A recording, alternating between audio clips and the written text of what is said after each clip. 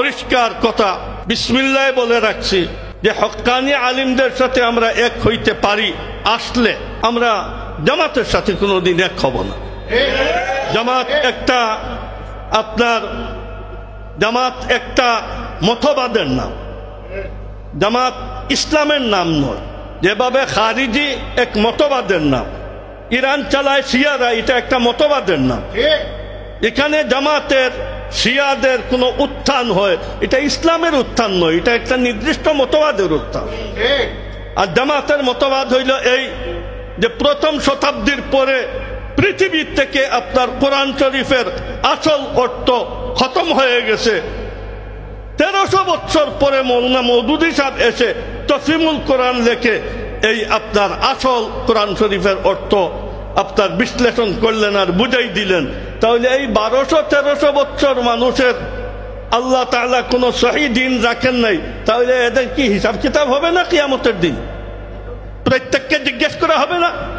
এখানে যদি এরা বলে আল্লাহ 100 ভাগ সিদ্ধান্ত নিয়েছিলাম আপনার দিনের উপরে চলবো, কিন্তু কোরআন শরীফের অর্থ জানা নাই, কোনো হুজুর জানাইতে পারেন নাই, যার কারণে ইসলামের উপরে চলতে পারলাম না, তা আল্লাহ তাআলা তাকে জাহান্নামে দিবেন কেমনে?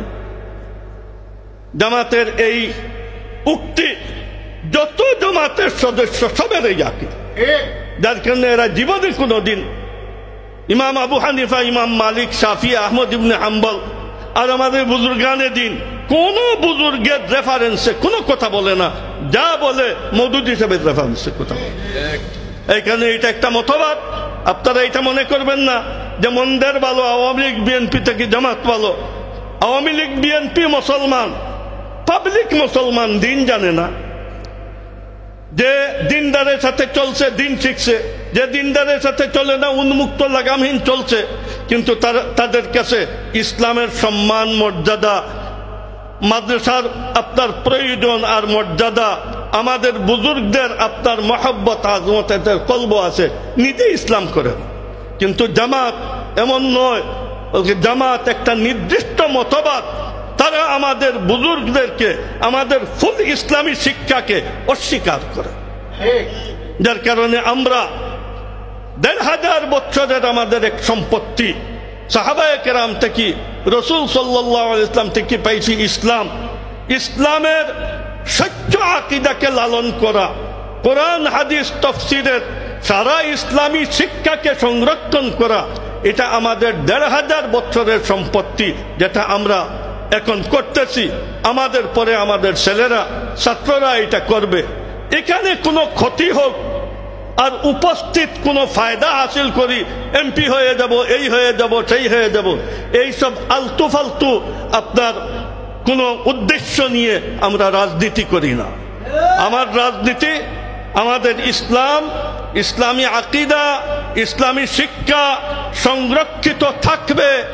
এরপরে যতটুকু পারি আমরা রাজনীতি করব। এমন রাজনৈতিক সিদ্ধান্ত নিব না যেটা আমার 1500 বছরের এই মযহববিল্লতার ধর্ম বিকৃত হয়ে যায়। আমরা এই ধরনের সিদ্ধান্ত নিব না। আপনাদেরকে আমাদের আহ্বান, যেভাবে আপনারা যা শিখছেন ইসলামের, হুজুরদের কাছ থেকে শিখছেন।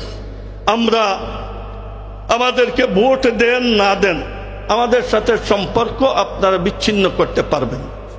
আমাদের এইসব কওমি মাদ্রাসায় আপনাদের ছেলেরা পড়ায়, এই কওমি মাদ্রাসায় আপনাদের ছেলেরা পড়ে, এই কওমি মাদ্রাসার হুজুরদের বেতন আপনাদের টাকায় হয়। আমরা সরকার থেকে কোনো 1 টাকাও নেই না।